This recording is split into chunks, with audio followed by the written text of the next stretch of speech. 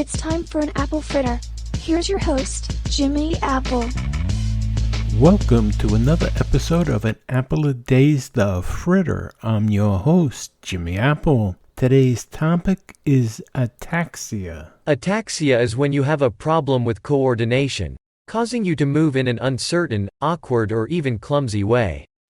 It's usually a sign of a problem with an area of your brain, ears, or other parts of your nervous system. Ataxia can refer to a group of diseases or a symptom of certain diseases. As a symptom, ataxia is extremely common. Ataxia as a condition is not as common and tends to happen only with certain genetic conditions and diseases. Ataxia and apraxia sound alike and have many similarities. However, there are also key differences. Apraxia. This condition affects your brain, making it hard for you to do or describe actions you already know how to do. It happens because your brain has a problem with processing these actions. Ataxia. This is a symptom that causes problems with coordinating muscle movements, affecting all actions, regardless of whether they're new or familiar. Your brain doesn't have any problem with processing or describing the tasks. There are three main types of ataxia, which happen in different ways. Cerebellar. This type of ataxia happens because of a problem in the cerebellum, a part of your brain that manages how different parts of the brain work together. Sensory.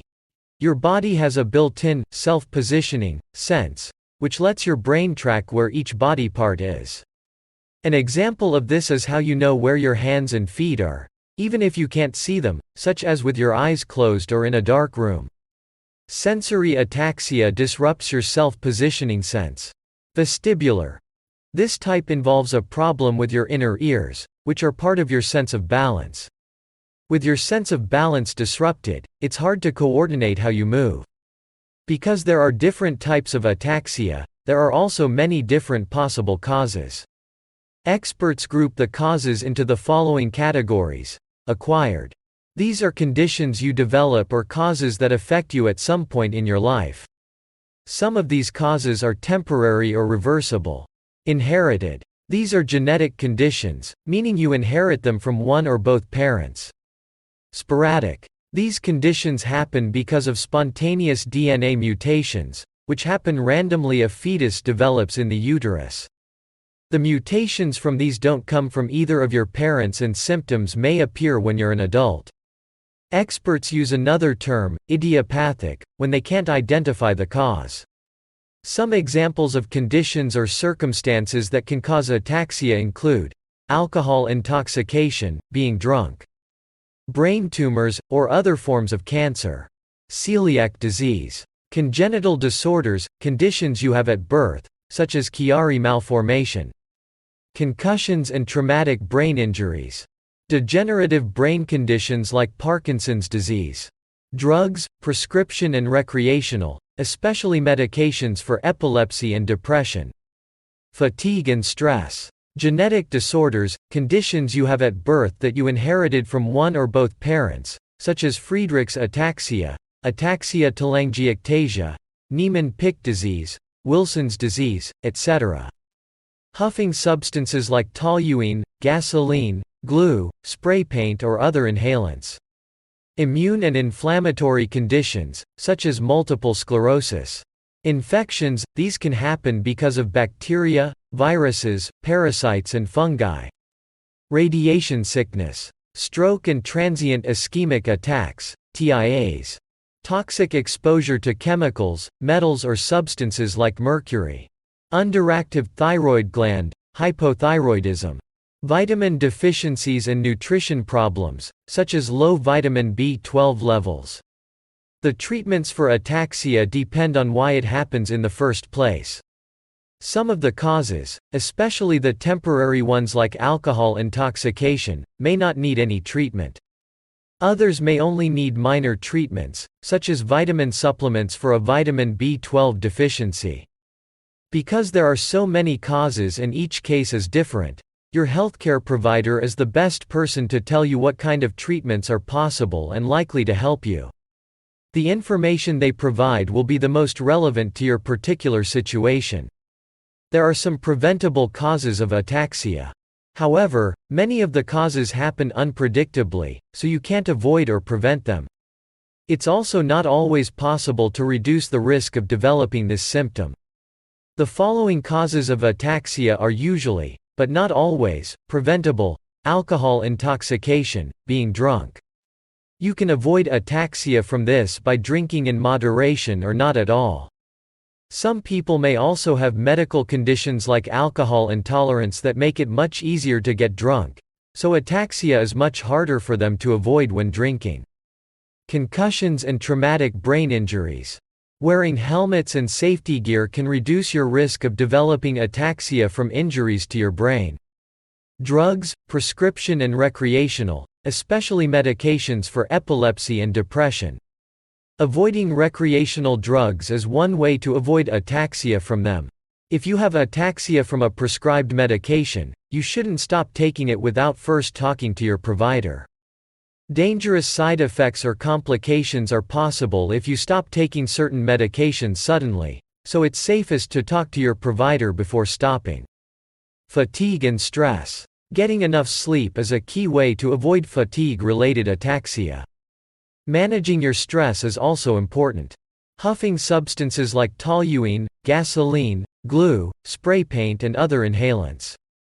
Ataxia is just one of the many possible complications that happen with huffing.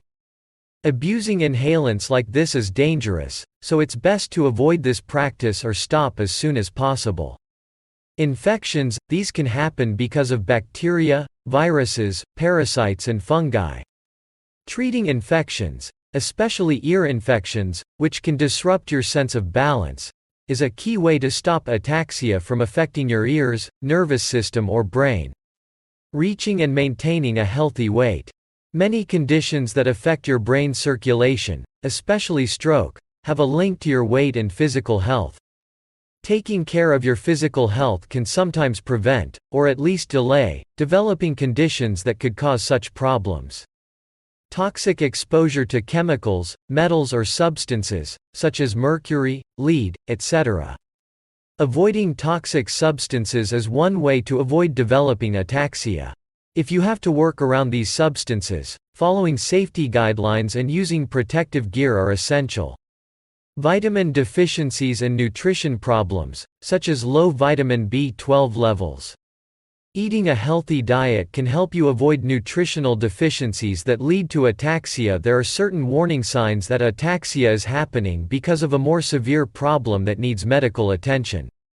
You should talk to a healthcare provider if you have ataxia with any of the following circumstances. If it happens suddenly or you notice it getting worse over time. If it happens with certain symptoms like headaches, nausea and vomiting. If it happens with trouble swallowing, dysphagia, difficulty speaking, aphasia, or small uncontrollable eye movements, nystagmus. If it happens with any symptoms of a stroke. If it lasts for more than a few days. If it's interfering with your activities and routine. Whether or not ataxia will affect your lifespan depends entirely on why it's happening. Many of the causes of ataxia, especially the curable, reversible or temporary ones, won't affect how long you'll live. However, some causes of ataxia can have major impacts on your life. Some can shorten how long you can expect to live, keep you from participating in or enjoying certain activities, or can make it difficult for you to live your life without some form of assistance. Your healthcare provider is the best person to tell you what effect, if any, ataxia will have on your lifespan and how you live. And now, back to Jimmy. I want to thank you for stopping by today, and I want to remind you, apple fritters come out every day at 4 a.m. Hey, be the reason that somebody smiles today. Wave to them, smile at them, give them a hearty handshake.